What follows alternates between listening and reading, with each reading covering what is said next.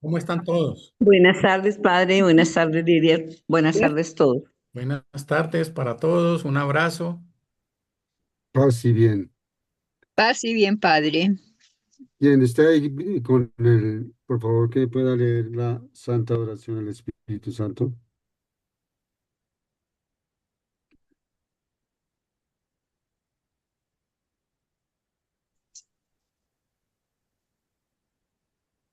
Yo la puedo leer, Padre. Sí, por favor, gracias. Oh Espíritu Santo, amor del Padre y del Hijo, inspírame siempre lo que debo pensar, lo que debo decir, cómo debo decirlo, lo que debo callar, cómo debo actuar, lo que debo hacer, para la gloria de Dios, bien de las almas y mi propia santificación. Oh Espíritu Santo, dame agudeza para entender, capacidad para retener, método y facultad para aprender, sutileza para interpretar, gracia y eficacia para hablar. Dame acierto al empezar, dirección al progresar y perfección al acabar. Amén. Amén. Amén. Bendito sea Dios que nos ayuda con su Santo Espíritu, enviado por el Rabí crucificado, Jesús, el Maestro de Naciones, que precisamente hoy, en este 29º domingo de tiempo ordinario, nos habla a través de uno de los libros sapienciales. Maestro sabio es Jesús, judío, es decir, del pueblo de la alianza primera con Dios. Siguiente.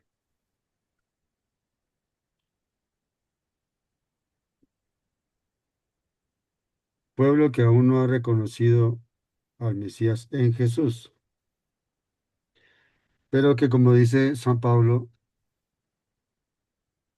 está profetizado que entrará al rebaño de la iglesia que fundó Jesucristo, el Mesías sacrificado.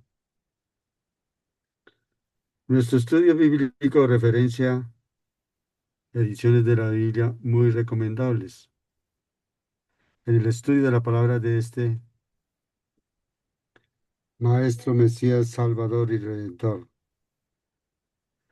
Las Biblias son que tienen buenas notas de la Iglesia en América, del Episcopado Latinoamericano, de los estudiosos del Opus Dei,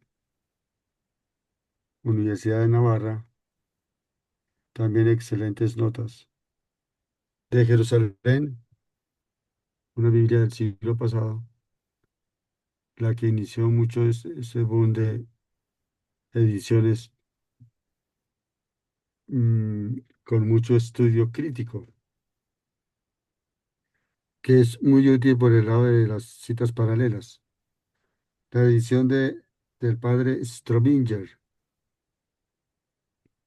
un biblista emigrado, alemán emigrado a Argentina, llamado por su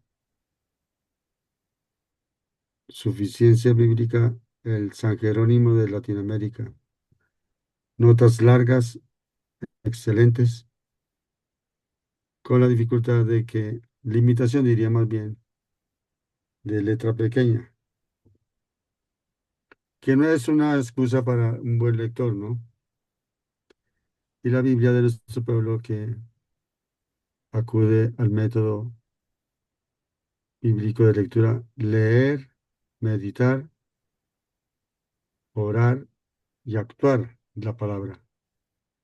Siguiente, esa es la edición. Hay otra edición que se llama la Biblia Didache.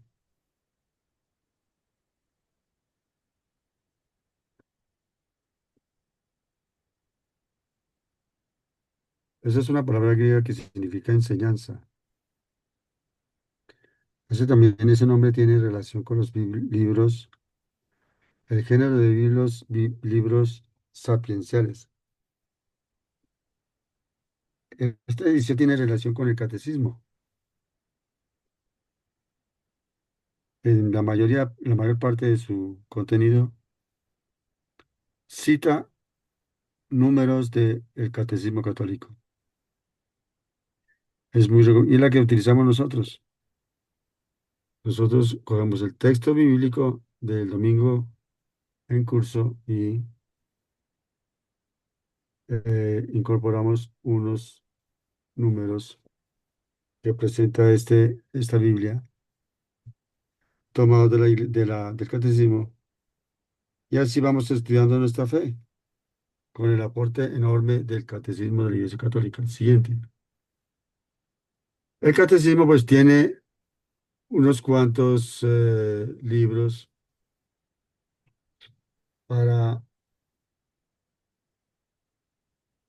entrar en una disciplina de lectura del mismo. Esos son los pasos decíamos, de la cuarta edición bíblica de la lección divina. Siguiente. Este esquema es importante, clave, tenerlo en cuenta para leer la Biblia. Porque la Biblia no es solamente un libro de estudio de la fe,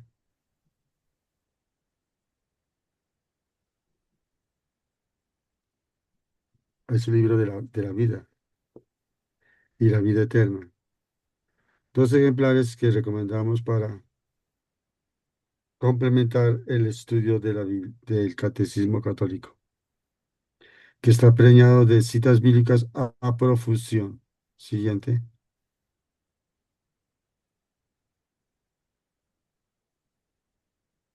Estos son los cuatro ejes del Catecismo Católico. Siguiente. Dos ediciones de la Biblia con recursos de los padres de la Iglesia.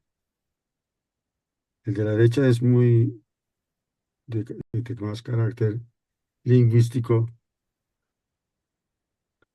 pues es muy estudioso, ¿no? Pero no es, digamos, no los presentamos como de obligada adquisición, sino como referencia en caso de disponer de dinero. Siempre son costosos, estos ediciones son muy costosas.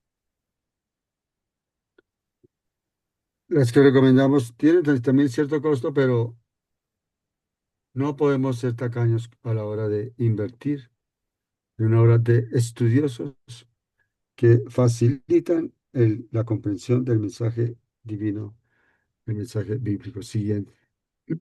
Mm. Estudiar las Sagradas Escrituras implica dos sentidos, el literal y el espiritual. El literal incorpora una visión del estudio literario meramente literario de la Sagrada Escritura. Y tiene también un enfoque histórico, es decir, apela a las ciencias humanísticas respecto de un libro, como la Biblia, que es de buen tiempo de redacción por muchos autores. Y el sentido espiritual, que es el que pretende este estudio, sobre todo, pues principalmente enfático, el alcance espiritual. ¿De qué sirve a mi vida y a nuestra vida abordar la Sagrada Escritura? Siguiente.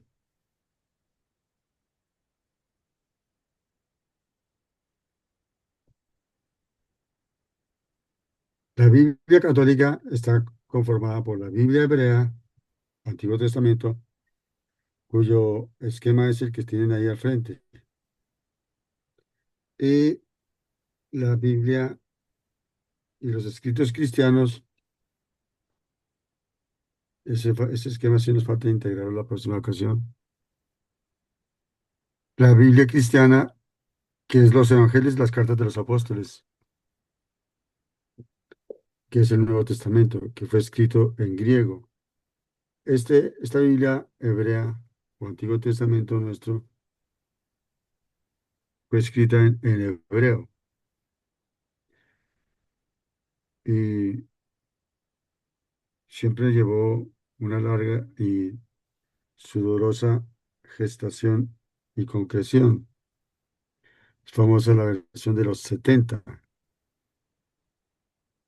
Los 70 ancianos judíos que cuenta la historia coincidieron en la traducción del hebreo al latín, perdón, del hebreo al griego, que era la lengua que predominaba en el área geográfica de ese tiempo. Siguiente.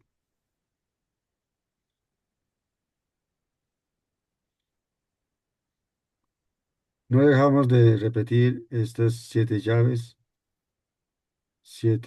digamos, un método como la lección divina para abordar la Sagrada Escritura. Es de valor muy estimable para jóvenes y chicos, para los adultos que apenas inician su estudio o abordaje de la Sagrada Escritura. Siguiente. Los dos siguientes.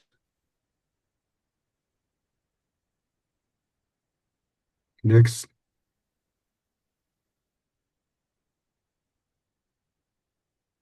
Siguiente.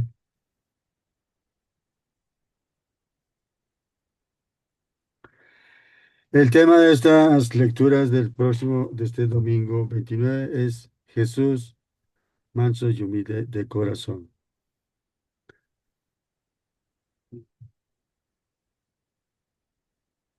Jesús es el mayor ejemplo de humildad. Está reflejado en la parábola, sí, la parábola de los dos orantes, que son el fariseo y el publicano. El publicano, que quiere decir pecador público.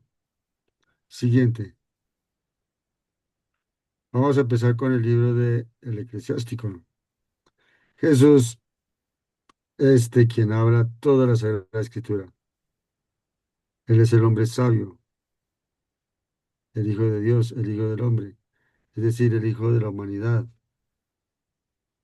Jesús es un humilde siervo torturado y muerto como un malhechor, glorificado en su resurrección y la operación de su iglesia en el mundo desde entonces. Siguiente.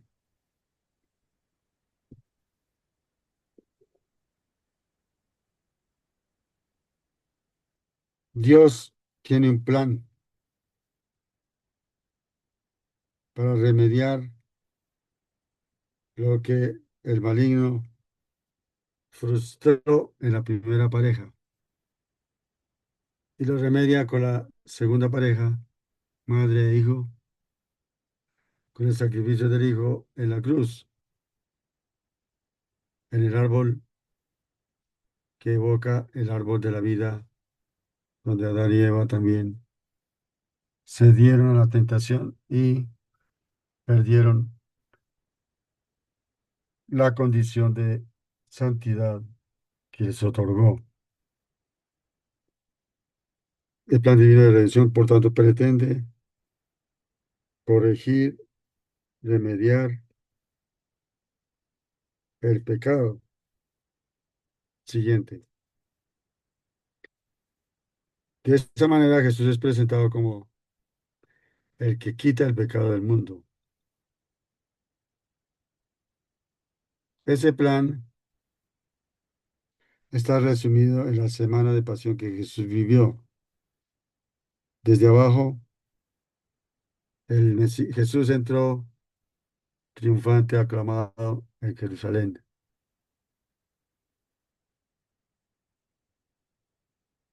Tuvo su última cena en que instituyó la Eucaristía, el misterio de amor que celebró el Viernes Santo, siendo crucificado, y que cerró victorioso con su resurrección. Muerte y resurrección, muerte y vida. Para morir se necesita estar vivo. Jesús, como ser viviente, ser humano, padeció la crucifixión reservada a los maleantes. Siguiente.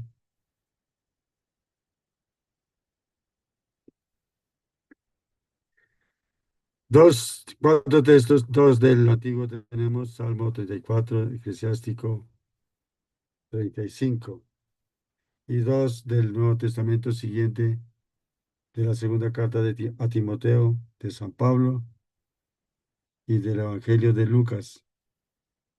Son los textos de este domingo 29, que espero no estar equivocado, si no es que es el 3, aunque alguien me pueda precisar. El libro del eclesiástico, eso es un término tomado del latín, porque este libro fue escrito originalmente en hebreo. Es el único libro de la Biblia que tiene firma del autor, el hijo de Sirá. Sirá es el apellido del autor en hebreo. Entonces, ustedes verán este libro, unos le llamarán Sirácida y otros le llamarán eclesiástico. Es lo mismo. Recuerden que aquí hay confluencia de la cultura hebrea, la cultura griega. Trata en esta ocasión, pues, es un libro de enseñanzas. Por eso está ubicado en el grupo de libros sapienciales, es decir, de sabiduría, porque este libro se caracteriza por hablar mucho de la sabiduría divina, que implica el temor de Dios, es decir, el respeto, estima, amor y adoración a Dios. Aquí temor quiere decir eso, respeto, estima, aprecio, eh, hasta cariño a Dios. ¿Qué enseña este libro en este pasaje tomado de capítulo 35?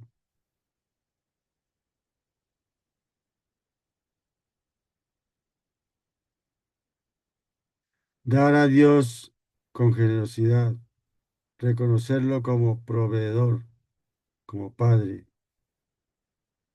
Da tu diezmo con gusto, no a disgusto. Sé generoso con Dios según tus recursos. Siguiente. Queremos destacar pues de la lectura eso. Dios es juez, no hace distinción de personas. No pretendas sobornar a Dios. Dios todo lo ve, todo lo puede. Sería una gran necedad querer engañarlo. A Dios nadie lo puede engañar.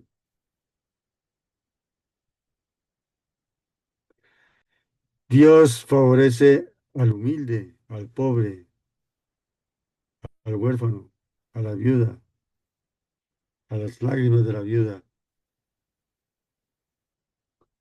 Dios es compasivo y misericordioso. Estila este texto de hoy. Siguiente. Ahí tiene al lado las referencias bíblicas que coinciden con este texto. Cada versículo, prácticamente todos los versículos. Destacamos el 21 y el 24. La oración atraviesa las nubes y llega a Dios. Al final de nuestra vida, Dios tomará cuentas y retribuirá a cada uno según sus obras. Algo que repite el Evangelio.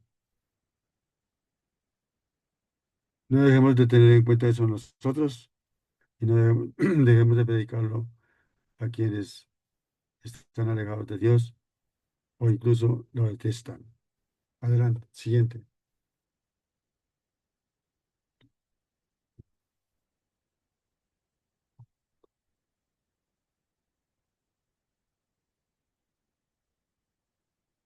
Adelante.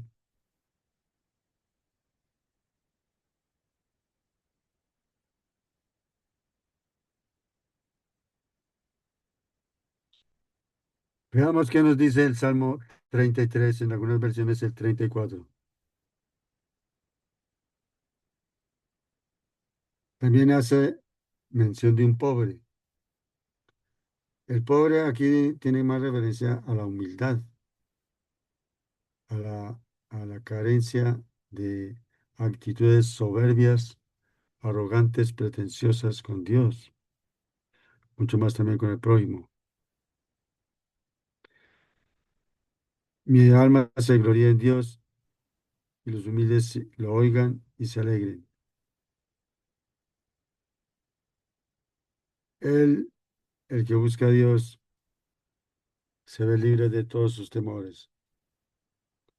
Si se acerca con humildad y con paciencia y esperanza, Dios no es tampoco un sirviente que inmediatamente nos va a dar un favor a cambio de la oración que hagamos enseguida. La oración requiere largo aliento. Lo vamos a ver en las parábolas que cita San Lucas. Ya mencionamos la vez pasada la de la viuda, la viuda persistente, la viuda que buscó justicia de un juez injusto y logró que la atendiera por su persistencia. La oración con Dios exige persistencia, constancia. Estoy recordando a Santa Mónica, 30 años o 27 años estuvo en ese plan de orar por su esposo y sus hijos. Tampoco quiere decir que nosotros no tendremos ese tiempo. Lo que quiere decir es, lo que se deriva es, vive el hoy en continua oración. Por muy difícil que parezcan las situaciones que les oprimen. Siguiente.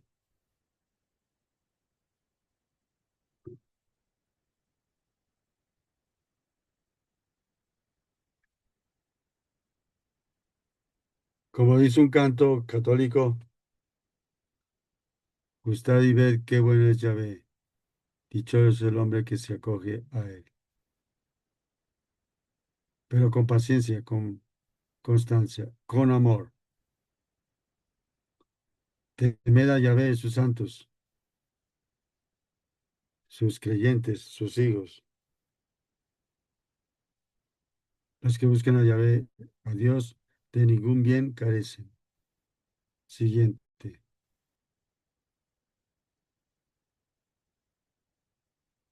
Gustad y ved qué bueno es el Señor. San Miguel es el ejemplo de santo de un ángel humilde. San Miguel era de categoría inferior y fue elevado a la máxima cuando encabezó la reacción contra el ángel Lucifer, rebelde con otros ángeles. San Miguel, quien fue puesto como defensor por el Papa León XIII y que nos regaló una oración que se debe ofrecer después de cada misa. Si en algunas partes no lo hacen es porque es ese descuido, ese debilitamiento en la fe que van sufriendo las personas, los eclesiásticos, las comunidades. Siguiente.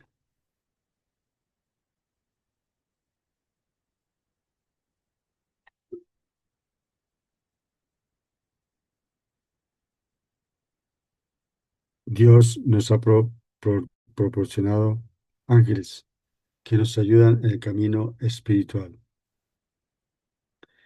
Recordemos aquella cita de Éxodo que dice,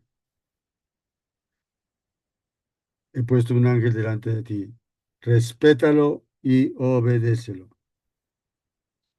Afinemos la escucha del santo ángel guardián. Siguiente.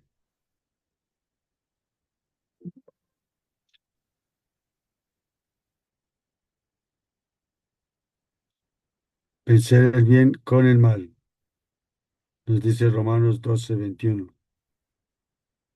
Vence con el bien al mal. No vences al mal con el mal. Reprime la ira, reprime el coraje, nos dice otro salmo. Siguiente. Vamos a ver el número 1706. ¿Qué nos dice al respecto de este salmo el catecismo? Dice lo siguiente. Esa frase que ya pasó.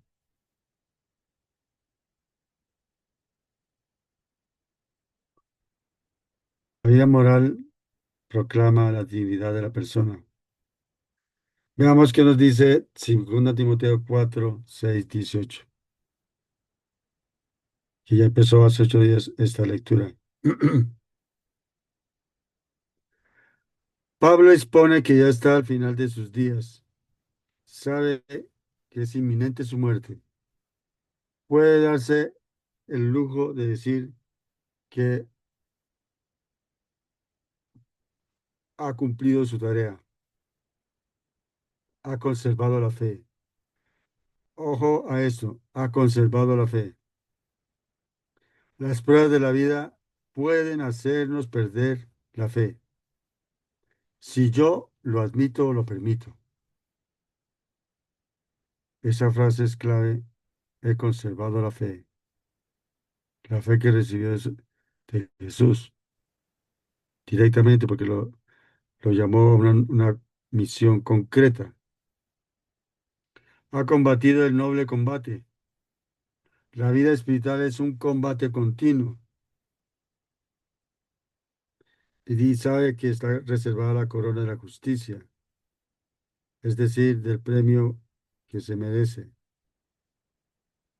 No solo a él, sino a los que con él aguardan con amor la manifestación de Jesús y su reino, que es pedido en el Padre nuestro cuando decimos, venga tu reino, Señor. Luego comenta particularidades a Timoteo, el abandono, el maltrato de algunos, hasta que incluso que le traigan algunos rollos o libros que dejó por allí. Siguiente. Recuerde que las cartas de San Pablo son eso, cartas, pero cargadas de una gran doctrina teológica. Hace una advertencia sobre Alejandro el Herrero, pero les desea que no les sea tenido en cuenta. Eco de la palabra de Jesús, no perdonas porque no saben lo que hacen. El cristiano verdadero, el creyente verdadero como Pablo, perdona a los enemigos. No esté de nosotros lejos perdonar a quienes nos ofenden, sin permitir que tampoco los que son atentan contra nuestra vida lleguen a consumar sus acciones. Siguiente. San Pablo dice algo que dice el Salmo. Dios lo librará de todos los peligros. En el 24:73 vamos a ver un testigo o mártir. Un mártir es quien muere por Cristo, muere por la fe en Él, muere afirmando la divinidad de Él, como hombre y como Dios. San Ignacio de Antioquía es uno de los grandes santos que dio su vida a las fieras y fue pasto de ellos. Siguiente.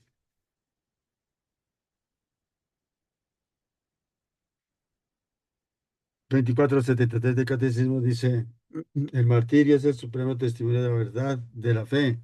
¿La fe en quién? En Jesucristo. Designa el testimonio que llega hasta la muerte. O sea, da testimonio, da ejemplo, da eh, constancia, diríamos también, de lo que cree, en quien cree.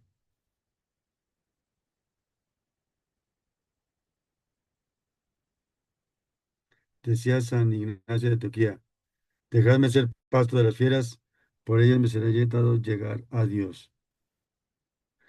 Del amor que le embargaba por Dios, yo voy a decir eso. Nosotros, el solo que un perro bravo se nos acerque, nos llena de terror. No quiere decir que no se cuide de eso, ¿no? Quiere decir es, ponga su confianza en Dios. Y tome las precauciones del caso, ¿no? Jesús también en su vida lo intentaron matar y él huyó para no ser capturado ni torturado. Siguiente.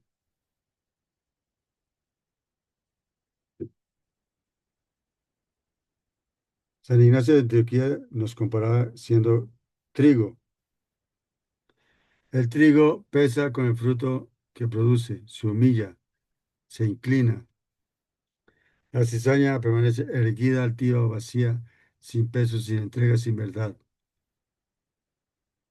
Esta es una comparación entre el humilde y el orgulloso, entre el publicano y el fariseo. De nosotros depende con quién nos configuramos. Con Cristo, el humilde trigo que se inclinó en la cruz, dando toda su sangre, toda su agua por nosotros. Siguiente.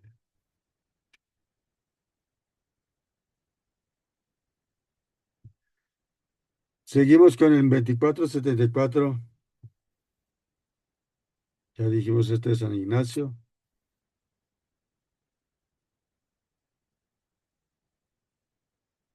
Todos los mártires llegan a la muerte, aceptando libremente la misma por la salvación del mundo y con la esperanza de la resurrección final. Siguiente.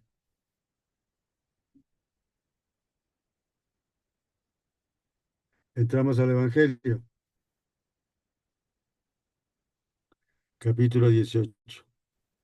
Jesús enseña, gran maestro, gran sapiente, enseña el valor de la humildad. Nos faltó traerles hoy las letanías de la humildad. Vamos, que quede de deuda para la próxima edición. Jesús se dirige a los que se creen santos, buenos, excelentes personas, prestigiosos personajes. Y presenta dos ejemplos. El fariseo erguido como la cizaña, ¿no? O diría también como una caña. Y fíjese lo que dice el engreído fariseo. Oh Dios, te doy gracias porque no soy como los demás hombres, rapaces, injustos, adúlteros, ni tampoco como ese público. Uy, es una expresión parecida a la del hijo mayor de la parábola del hijo pródigo. Ese hijo tuyo. Ese término que desprecia, destila desprecio. Lejos de nosotros dicha actitud. Recomendamos que vean las citas de versículos 9, 10 y 11. Siguiente. Prácticamente todos que están en esta diapositiva. Continúa el fariseo diciendo que ayuna 2 veces por semana. Qué curioso, ¿no? Como aconseja la Virgen. Y paga el diezmo de todo lo que posee. Mira, a pesar de que hace eso, tiene perdida el alma. Eso es asombroso. En cambio, publicano es el pecador público en tiempos de Israel. No se atrevía siquiera a alzar los ojos al cielo. Se golpeaba el pecho, pedía compasión, se reconocía pecador. Aquel bajó su casa sin justificación y este no, justificado. Porque todo el que se ensalza será humillado y el que se humilla será ensalzado. No temamos sufrir opresión desprecio, humillación, burla, marginamiento, que Dios a su tiempo dará, como pasó con Job. Job llegó a tener el doble de de lo que tenía cuando fue asaltado por el maligno. Siguiente. Bellísimo pasaje este de el publicano y el fariseo. Jesús tuvo mucho contacto con fariseos.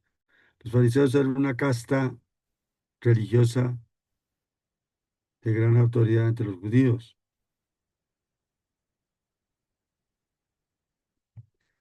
pero les expresó varios ayes a los escribas también. Las autoridades tienen el riesgo de pecar de soberbios, presuntuosos, altivos, arrogantes. Pero eso no es exclusivo de los fariseos, de cualquiera de nosotros que presuma de sí. Siguiente.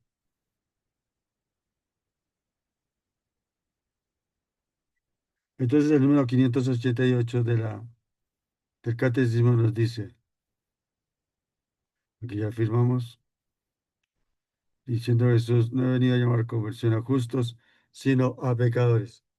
Solo que hay que precisar, no hay ninguno que no sea pecador. Por lo tanto, nos llama a todos a la conversión.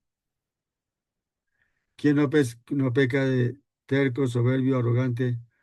¿Quién no peca de iracundo, enojado, impaciente? ¿Quién no peca de lujurioso o impuro o codicioso o envidioso o,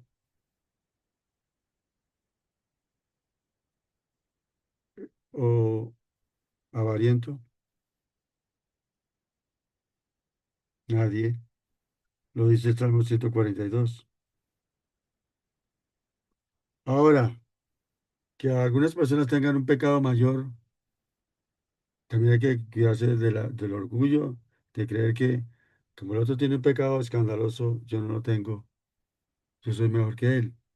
No creer eso tampoco, porque nosotros no tenemos pecado escandaloso, porque Dios nos ha ayudado a no caer en eso.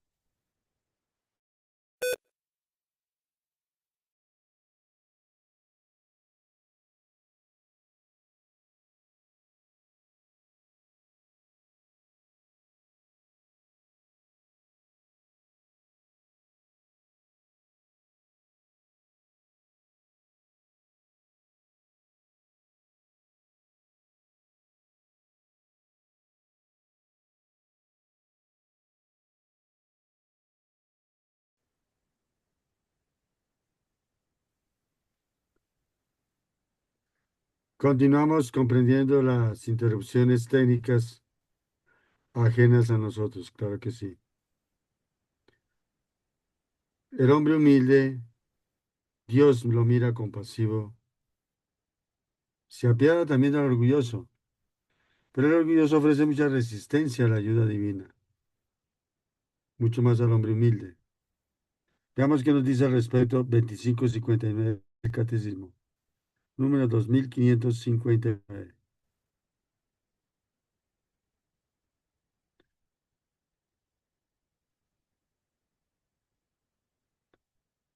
Con esa dificultad es que avanza también nuestro proceso de santificación.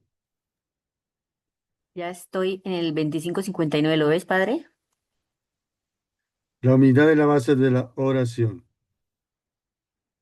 La humildad es la base de la oración. Sin ella es muy difícil que una oración sea escuchada. Y además, como dice Santiago, no sabemos pedir como conviene. El hombre es un mendigo de Dios.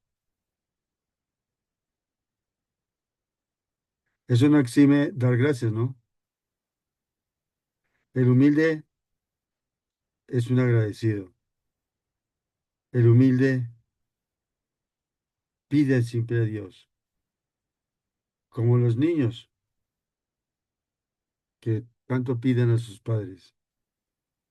Y los padres como Dios siempre procuran el bienestar de su hijo. Siguiente. Eso nos enseña el número 2559 del Catecismo. Por favor. Póngale turbo.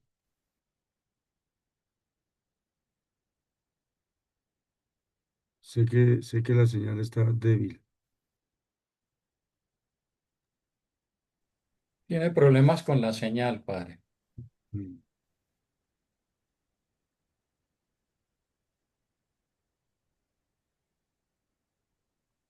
Siguiente.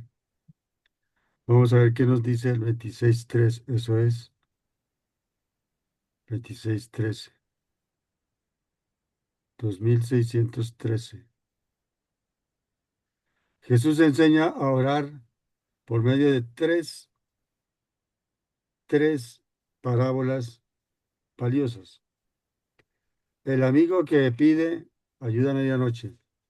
La viuda que importuna al juez injusto. Y el publicano que ora humildemente. Siguiente. La iglesia hace esa oración. Kyrie eleison. Señor, ten piedad. Eso le dijo uno que se acercó a pedirle a Jesús. Ten piedad de mí, que soy pecador. Ahora, no quiere decir que el pecador asume una actitud cínica. No.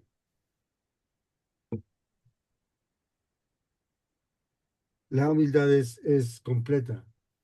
Recuerden a María Santísima. Se denominó, se llamó a sí misma esclava del Señor. Ella elevó oración por quienes masacraron a su hijo.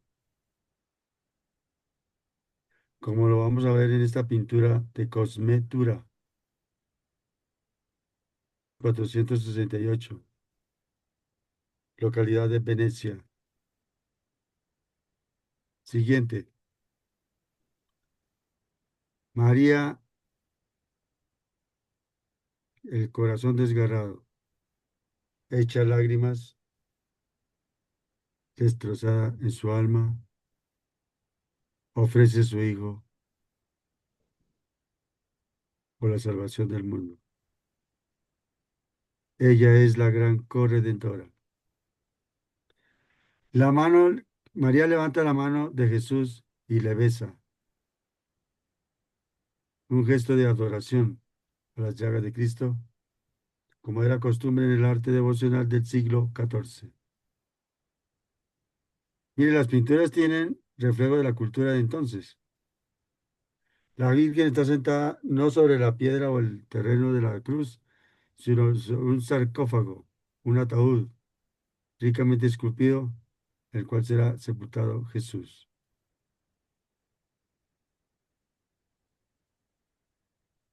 Un Cristo esquelético, significando que dio todo por nosotros, todo, incluida su Santísima Madre. Veamos ahora otros detalles de esta pintura en lo que el señor Internet nos permite, o los medios locales, ¿no?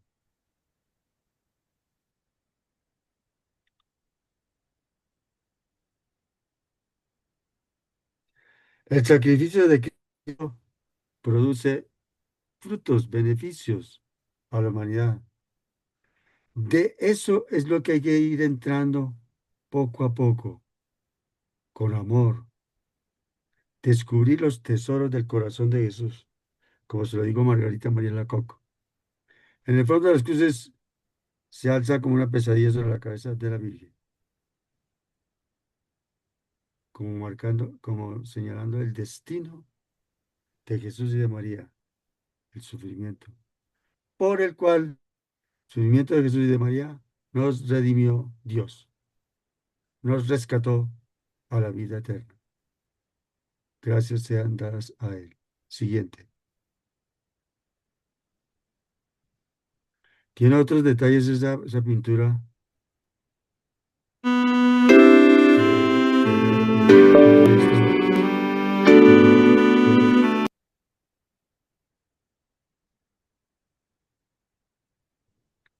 Vamos a escuchar, si no es que hemos perdido la señal, vamos a escuchar un fragmento de una oración humilde.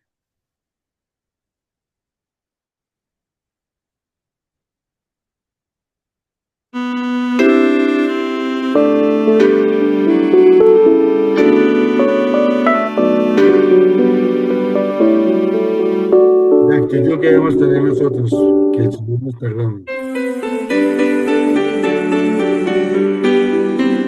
Cristo rompe las cadenas, Cristo rompe las cadenas, Cristo rompe las cadenas.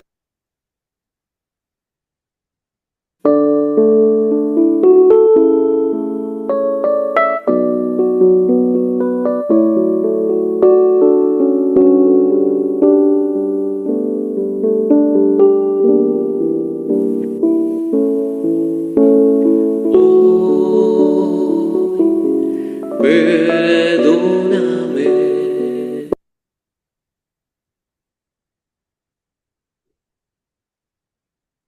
Hoy,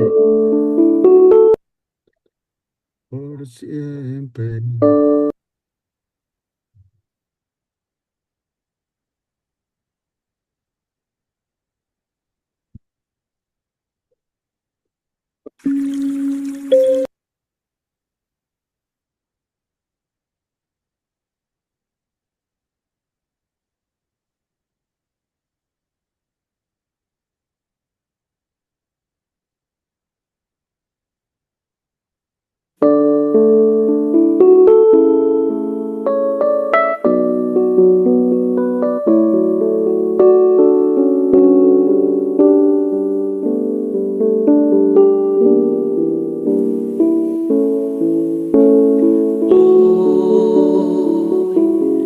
Perdóname, hoy, por siempre, sin mirar la mentira, lo vacío de nuestras vidas, nuestra falta de amor y caridad.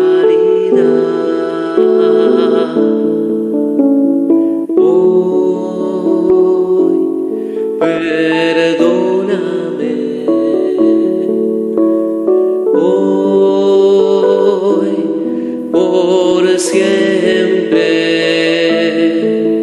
aun sabiendo que he caído, que de ti siempre había huido, hoy regreso arrepentido, vuelvo a ti.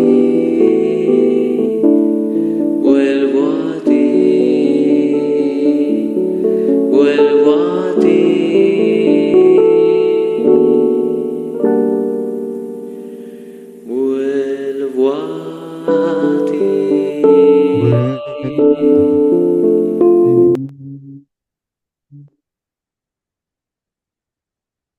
Y eso también de rebote, pues nosotros perdonamos a nuestros deudores u ofensores. Siguiente. Veamos, el santo de esta semana que queremos destacar es San Lucas, evangelista.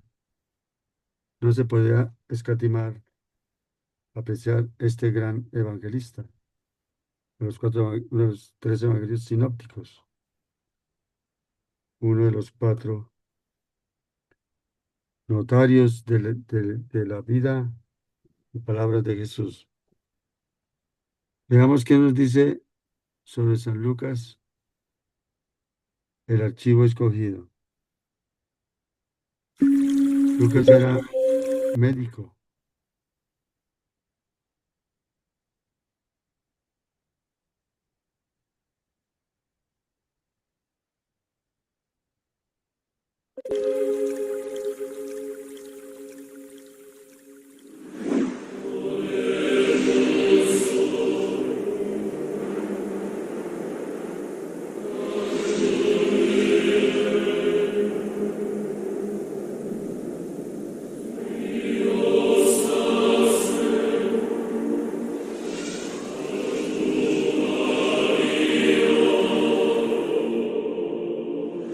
Cada 18 de octubre celebramos a San Lucas Evangelista, autor del tercer Evangelio y de los Hechos de los Apóstoles. Gracias a su relato de la vida de Jesús, plasmado en su Evangelio, los cristianos podemos conocer mejor a la Virgen María, ya que Lucas registró muchos más pasajes de su vida que cualquiera de los otros evangelistas. La fecha de nacimiento de San Lucas es incierta, pero se cree que nació en Antioquía. Su nombre significa portador de luz y se convirtió a la fe en Jesucristo alrededor del año 40. No conoció personalmente al Señor, pero sí a San Pablo, de quien fue discípulo. Lucas fue un hombre instruido, a diferencia de la mayoría de los apóstoles, y de amplia cultura. Se dice que fue médico, pero también sabía de letras, su lengua era el griego, y de algunas artes como la pintura. Es el único autor del Nuevo Testamento que no tuvo origen judío y cuyos escritos estuvieron pensados para llevar la buena nueva a los pueblos gentiles. De hecho, Lucas escribió en griego koiné, es decir, la lengua más extendida de la antigüedad junto al latín. En su Evangelio, San Lucas pone de relieve a quienes sufren en el cuerpo o en el alma, especialmente a los pobres y los pecadores arrepentidos. Además, nos recuerda siempre la necesidad de la oración. San Lucas, este médico querido, fue compañero de San Pablo en sus viajes. Es el evangelista que ha recalcado mejor la mansedumbre de Cristo. En los Hechos de los Apóstoles se convierte en el cronista del impulso de la Iglesia inmediatamente después de Pentecostés. Su estilo literario entona un verdadero cántico de agradecimiento, lleno de gozo y optimismo. En su Evangelio demuestra una gran estimación por la mujer. Todas las mujeres que allí aparecen son amables y Jesús siempre les demuestra gran aprecio y verdadera comprensión.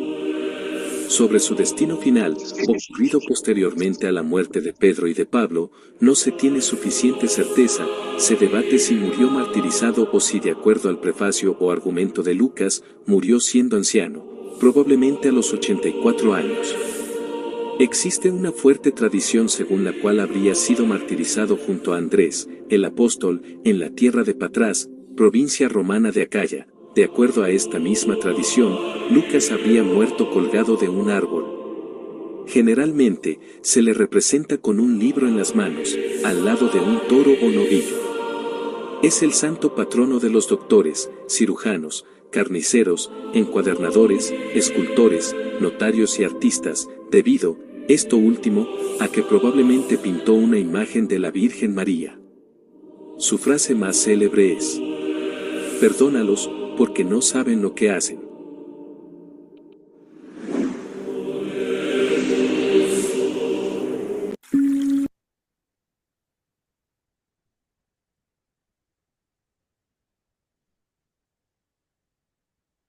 Existe una pintura que él hizo de la Virgen, pero esa pintura está extraviada.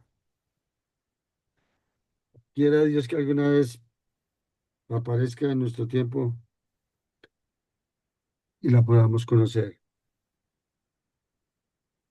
O sea que tenía artes también pictóricas este Lucas. También él promovió el consumo de una hierba curativa que se llama reseda, con S, reseda. El gran Lucas, compañero de San Pablo. Ambos no vieron directamente a Jesús, pero sus corazones sí que conocieron a Jesús. Bien, muchas gracias por esa atención. No dejen de cultivar la devoción al Divino Rostro, a los Sagrados Corazones, porque son oraciones dadas por el cielo para estos tiempos. Pidamos Espíritu Santo de manera que venga el segundo Pentecostés. No hay nada que pueda arreglar semejante situación del mundo de la iglesia que el poder del Espíritu Santo, que iluminará las conciencias. Porque aquí ahora la iglesia que incluso está en parte dedicada al ecologismo, a un falso ecumenismo, no. Necesitamos Espíritu Santo. No dejen de aprovechar estas grandes devociones. En cuanto puedan, suscríbanse al canal para ayudar en la difusión de los contenidos del mismo. Y también opriman esa campanita, un acto de gratitud de parte de ustedes al buen Dios que por intermedio nuestro ofrece estos servicios. Y digamos como el Salmo 27, tu rostro buscaré, Señor, no me escondas tu rostro. Si alguien nos puede leer la invocación del segundo Pentecostés, gracias. Ven, oh Espíritu Santo, ven a cambiar la faz de la tierra. Ven pronto, ven en estos últimos tiempos, ven ahora que la gran prueba ha llegado. Ven y tráenos tu segundo Pentecostés, a fin de que nuestros ojos puedan contemplar tu mayor prodigio de los cielos y de la nueva tierra. Amén. Amén. Amén.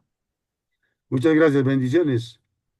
Gracias, Padre. Gracias, Padre, bendición también. Padre, feliz With tarde. pleasure. Bendiciones. Gracias, Blessings reverencia. to you. Claro, Padre.